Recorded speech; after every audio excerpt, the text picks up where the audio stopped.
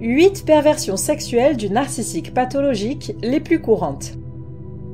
Les perversions sexuelles du narcissique ou de tout autre profil considéré comme déviant reposent sur une propension à s'écarter d'une norme.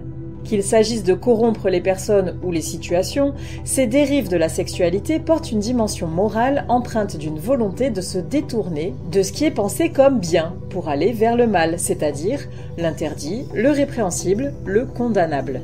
Si la considération biologique qui pose le cadre de l'acte sexuel dans sa fonction procréatrice est assez réductrice, il n'en reste pas moins que la sexualité en tant qu'instrument manipulatoire est monnaie courante chez les PN.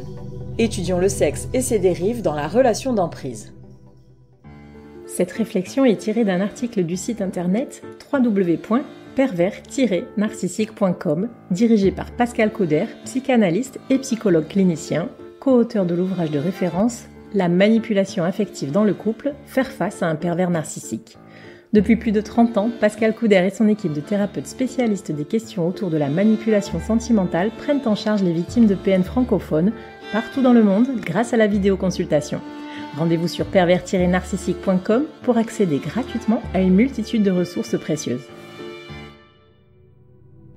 La perversion narcissique et les perversions sexuelles vont-elles de pair ? Alors que les perversions sexuelles sont centrées sur le déni de l'identité sexuelle de l'autre, parfois même avec une certaine hostilité, la perversion narcissique étend ce refus d'altérité à l'être tout entier, dans son identité, sa personnalité, ses droits, etc. Cet état de fait repose sur des angoisses plus archaïques, liées à la petite enfance, telles que la détresse originaire, la peur du rejet et de l'abandon, l'angoisse de fusion et de séparation. Ainsi, l'acte sexuel perverti entre dans un cadre manipulatoire qui traduit la nature véritable de la vision de l'autre, un simple moyen de satisfaire son égocentrisme. C'est sous l'angle de cette dynamique interindividuelle que nous avons choisi d'axer cet épisode de podcast, car en vérité, un profil narcissique est surtout adepte de l'auto-érotisme, et particulièrement de l'onanisme, soit la pratique des plaisirs solitaires.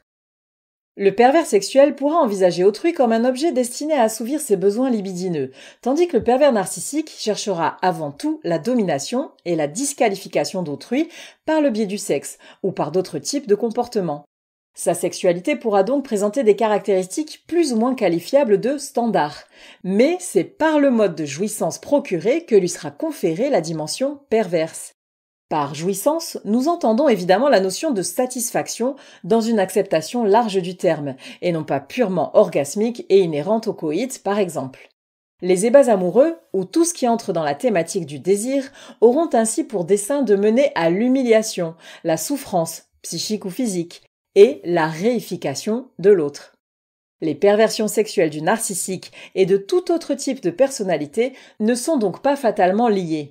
On peut présenter une sexualité transgressive sans être atteint du trouble de la personnalité narcissique. Et on peut être un pervers narcissique présentant un rapport non stigmatisant au plaisir charnel.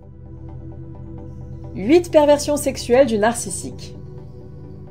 Il existe plus de 500 paraphilies, c'est-à-dire différentes façons de fixer son intérêt sexuel autrement que sur un partenaire humain ordinaire avec une visée copulatoire ou précopulatoire. Voici les 8 différentes catégories des perversions sexuelles les plus courantes chez un MPN. 1. Le sadisme. Le sadisme relève d'actes souvent ritualisés autour de la douleur, de l'humiliation, voire de la destruction. Sa latitude va de la simple fessée au crime, en passant par les brûlures, les flagellations, les morsures, la contention et autres atteintes corporelles. Il peut aussi revêtir une forme de sadisme moral impliquant un rapport d'autorité. Une jouissance plus symbolique découle alors des effets déplaisants pour autrui provoqués par ce pouvoir. La contrainte ou l'agressivité caractérisent la dimension sadique. 2. Le masochisme. Le masochisme consiste à tirer son plaisir sexuel d'une position de soumission et de servilité, le plus souvent douloureuse et dégradante. Les châtiments et humiliations subis provoquent la satisfaction de la personne soumise. Même si l'on est loin de la grandiloquence notoire du narcissique, il faut savoir que ce mode de sexualité perverse existe bel et bien chez les manipulateurs sentimentaux. Cela leur permet notamment d'endosser momentanément un rôle qu'ils affectionnent particulièrement, celui de victime. 3. Le fétichisme. Le fétichisme accorde une dimension érotique à un objet, un sous-vêtement ou une chaussure par exemple, ou à une partie du corps, pieds, cheveux, etc. Elle est donc dépouillée de l'existence du propriétaire et du reste de son corps, dans une objectification. Ce trait sexuel est très majoritairement attribué aux hommes qui y voient là l'occasion de condenser l'objet de leur désir dans un contenant de forme restreinte. Selon la psychanalyse, le fétiche a pour fonction de calmer l'angoisse de castration en symbolisant le phallus qui fait défaut aux femmes. 4. Le voyeurisme. Il faut savoir que le voyeurisme induit le fait d'agir sans le consentement de la personne épiée. Ainsi, le striptease ou le candolisme, c'est-à-dire le plaisir d'exposer ou de partager son conjoint à d'autres partenaires sexuels, n'en font pas partie. La victime du voyeur est observée à son insu, y compris par le biais d'images volées, dans des situations intimes allant du déshabillage au rapport sexuel, en passant par la toilette, la miction et la défécation. Le plaisir de voir sans être vu est en lien avec la dimension de contrôle si chère aux pervers narcissiques. 5. L'exhibitionnisme. Exposer ses organes génitaux à autrui sans désirer ni solliciter de rapprochement physique relève de l'exhibitionnisme. Il est le plus souvent accompagné de masturbation et se pratique assez généralement dans des lieux interdits ou publics auprès d'étrangers. Freud reliait cette perversion au narcissisme primaire, y trouvant une réaffirmation phallique contre l'angoisse de castration. Ainsi, la dimension compulsive de l'exhibitionniste résulterait d'une mauvaise gestion de sa lutte anxieuse. C'est aussi un moyen de refouler le désir de l'autre et de maintenir une distance entre soi et autrui. 6. La pédophilie. Concernant les pervers narcissiques, on assiste le plus souvent à une pédophilie de l'ordre du fantasme et de l'incestuel, à ne pas confondre avec l'inceste proprement dit. D'ailleurs, diverses études psychanalytiques ont exploré la piste théorique de la tendance pédophile en tant que tentative de réparation de la faille narcissique dont tous les PN sont malheureusement atteints. Lorsqu'il ne s'agit pas d'actes sadiques portés sur des enfants, cette perversion, en hausse de façon alarmante, repose sur la séduction de jeunes immatures sexuels. Le pervers se présente comme gentil, enveloppant, amical, dans le but de pervertir les mineurs jusqu'à obtenir des faveurs sexuelles de leur part. Pour les victimes, le sentiment de trahison et la culpabilité s'ajoutent au traumatisme subi de manière décuplée. 7. Le travestisme. Le manipulateur sentimental est connu pour afficher un masque social impeccable.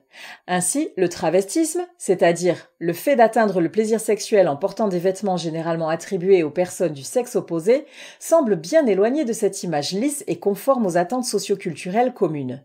Pourtant, certains théoriciens parlent d'une forme d'évitement du fantasme homosexuel.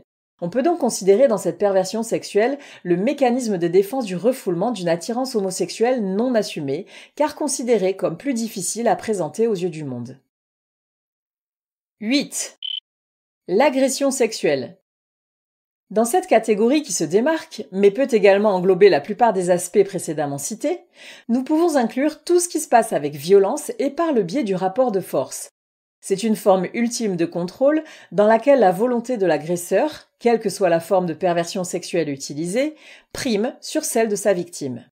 Par exemple, la somnophilie n'est pas rare chez les pervers narcissiques. Il s'agit d'une excitation provoquée par le fait que l'objet d'attirance est inconscient. L'agresseur dispose du corps de sa victime comme bon lui semble et d'éventuelles protestations ne le pousseront pas à réguler son appétit sexuel. Ils pourront bien au contraire l'exacerber. Rappelons que ceci constitue bien un viol, et ce, même dans le cadre d'un couple partageant la même couche. Les perversions sexuelles du narcissique pathologique en disent long sur la façon qu'il a de considérer l'objet de son désir. L'objet est en effet le terme approprié, car l'assouvissement des fantasmes les plus déroutants d'une personnalité perverse primera toujours sur le respect de l'autre en tant qu'entité psychique et physique à part entière. Dans cette forme de dépravation de la sexualité, il n'est question que de pulsion et de compulsion. En aucun cas le sentiment amoureux inconditionnel n'est en jeu. Ainsi, faire l'amour n'a rien à voir avec ces pratiques érotiques déviantes qui ne visent qu'à l'anéantissement de la victime.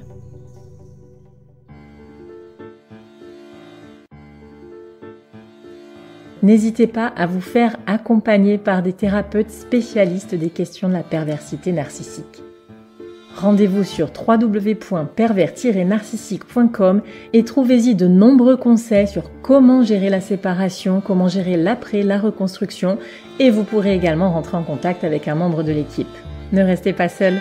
Merci d'avoir écouté ce podcast. Rendez-vous très prochainement pour un nouvel épisode. N'hésitez pas à vous abonner pour ne rien manquer des prochaines publications. À très bientôt.